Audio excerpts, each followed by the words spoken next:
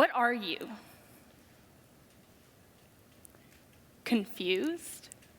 You should be. This question is, however, not new to me. I'm never surprised when someone I've just met asks me this question. What am I?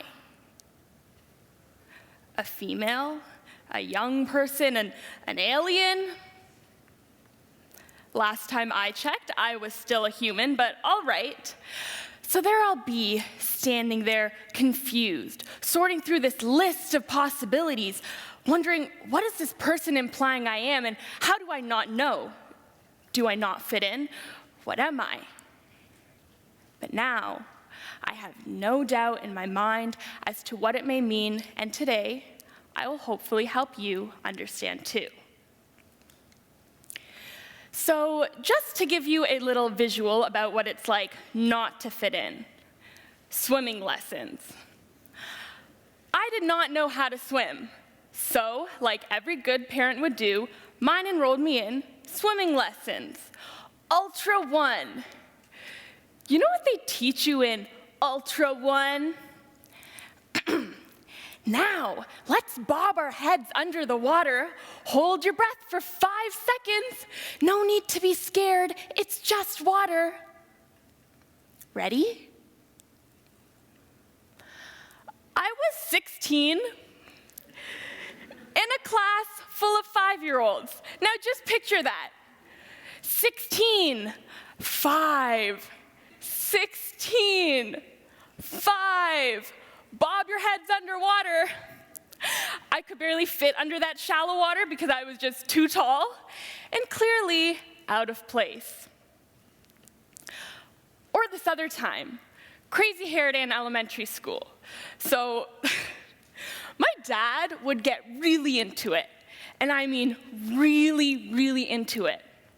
We'd wake up at 6 a.m. He'd have the hairspray, the hair dye, the hair gel, the hair accessories that maybe weren't meant to be put in your hair, but we did it anyway. He'd put together this masterpiece. We'd get in the car, drive to school, and he'd say, "Bye-bye, kiddo, have a great day." And I was so excited to see how silly and ridiculous my friends looked too. I walked through that classroom door and, hang on, Megan, why is your hair perfectly put together? And why do you look like you walked straight out of an Oshkosh Bagosh catalog? And oh my gosh, it hit me. It was picture day. Yeah, we mixed up the dates. And sometimes being out of place isn't as blatant and obvious as mixing up school spirit days or swimming lessons when you're 16, so that brings us back to that question. What are you? I'm a person. I'm a human being.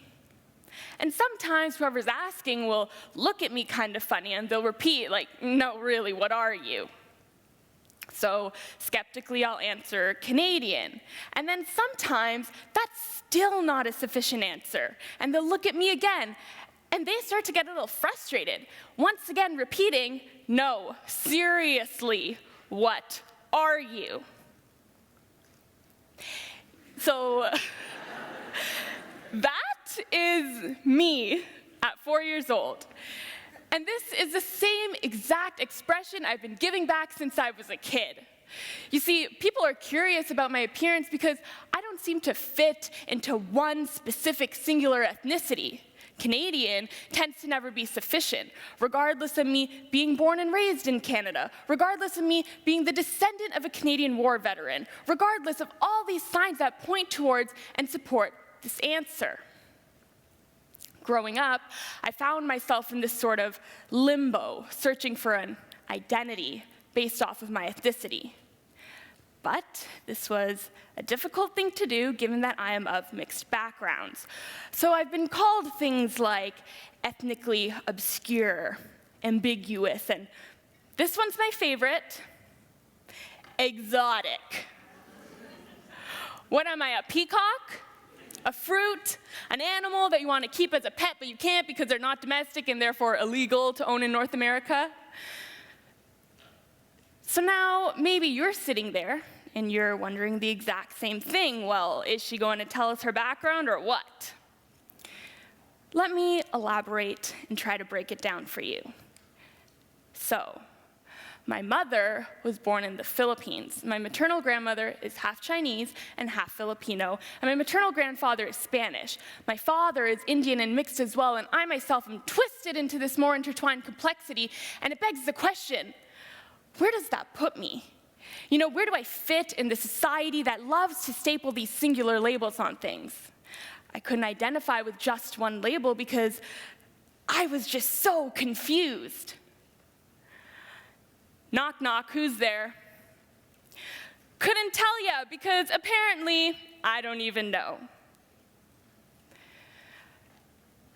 I want to tell you about a recent conversation I had with a friend of mine. So it started off with them asking me which of my cultures I identified with most. As you can assume, this was difficult to answer because it's not like I could chop myself in half and throw myself into these either-ors. And then they had this interesting suggestion. They told me that I should surround myself with a group of Latinas and see if I fit in there. And if not, try a group of Indians, then a group of Filipinos, and I should just keep going and going and going and going until I found a group where I fit in. What? I mean, I could try surrounding myself with a group of giraffes. Would that mean I would fit in, find my true self? My experiences have shown me that interpreting, defining, and labeling myself seem to be a significant way that many people I meet are able to understand and simply process my existence, as if I'm not a complete person if not conceptualized in the context of my physical appearance, my ethnic background. So let's reflect on identity and how a simple change in the way that we think about and share our words can be used to understand the complexities of people. So for the few moments that I've been on stage here in front of you, your mind has probably thought or started to think certain things about me. What do you think about me? Or maybe you're not thinking about me at all and you're really thinking, why is that guy a few rows in front of me wearing a blue shirt and blue pants and blue shoes that are all the exact same ugly shade? You know what? That's probably my brother. Whatever it is, odds are you thought something about me or someone else in the room before even really knowing them. So while you sit there wondering, I'll give you a little more material to work with. I'm a student. I'm a singer, a songwriter, I'm an activist. I'm the starter of the nonprofit organization Global Youth Impact, and I am much, much more. But if you were simply walking past me down the street, there's really no way of you knowing all that just by looking at me. This first thing people typically judge you off of, your body, your physicality, your appearance, your face. We have the tendency to box people based off their physical appearance, and these preset labels don't simply exist on their own. They're paired with notions of what a member of these categories should be, and that is what we call stereotyping. But what happens when someone doesn't fit into one of these categories? What happens when someone doesn't fit a predesignated sphere? We squeeze them into one. Why do our brains categorize things? There's actually a social scientific explanation for this. So, for example, I can see a clock over there, and without even consciously thinking about it, I already know what it is, I know what it does, and I know why it does that. Even though not every clock looks the exact same, subconsciously, without giving it much thought at all, I recognize it to be a clock. Now, this tendency towards the creation of categories goes beyond just objects and things. We as humans apply this to people. And by doing so, these objects and these people fit these schemas that we already have in our minds, and this saves us cognitive resources, preventing our brains from utilizing unnecessary time and unnecessary energy in a thought process. So simply put, people are lazy.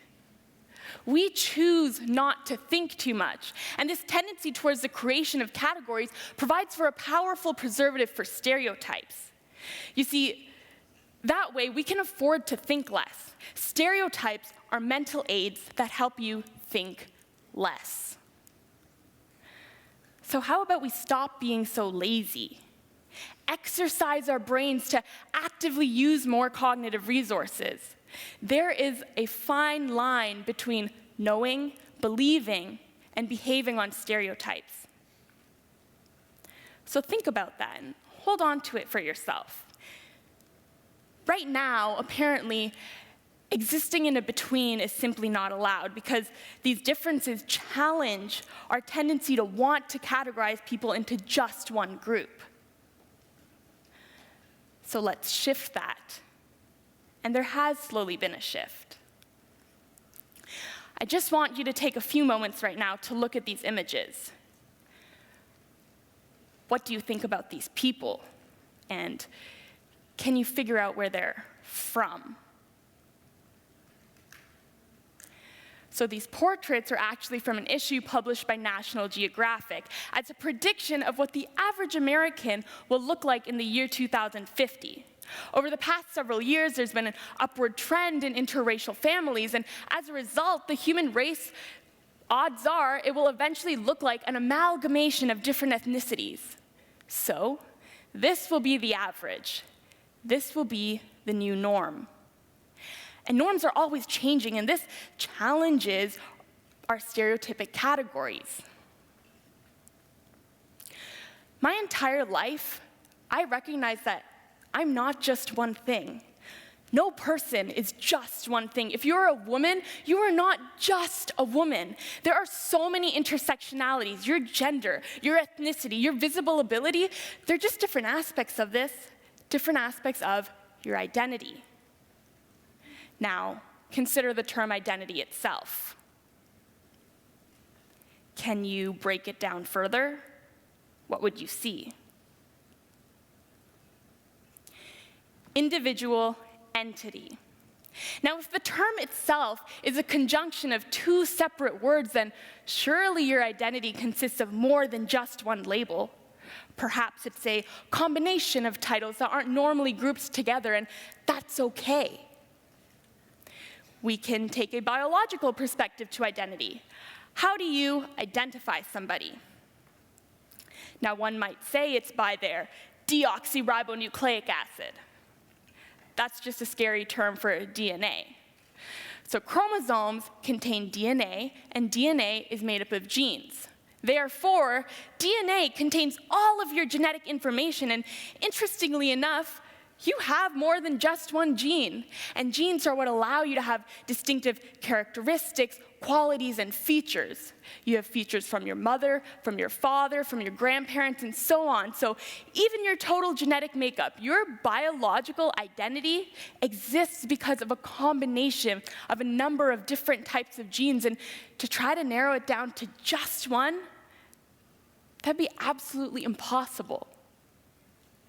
Wow. Science. I have 3 siblings. We have the exact same parents, similar genetic makeup, but as you can see, we aren't all the exact same. We look different, and we act differently as well, and that's the beauty in being an individual. My parents, I promise you, they still look this young and trendy now. They taught us to be ourselves, that it was okay to be a little different. They taught us that sometimes you're going to find yourself in situations or surroundings where you're a little uncomfortable, and that's okay. That's the best place to be, a little on the outside. Embracing these identities can enable us to have confidence and self-empowerment, as well as remind us to be empathetic as human beings, which is just desperately needed in our world today. So I encourage you to ask yourself questions, but to also question your surroundings. How do you interact with particular groups of people, and why do you interact and categorize them that way? Could you or should you be acting any differently? That brings us back to that question, What are you? Recognize that you are not just one label. You are not just one category. And you may partially fit into more than just one, and that's okay. As a result, we'll be okay with hybridity, we'll be okay with heterogeneity, and we will be okay with meeting people who don't fit these predesignated spheres. And by doing so, we will begin to see and treat people for who they are as individuals, and we will gain a better understanding for our own selves as individuals. Now, let's continue the conversation, but this time, shift from the what to the who, from the object to you. Shall we? Who are you?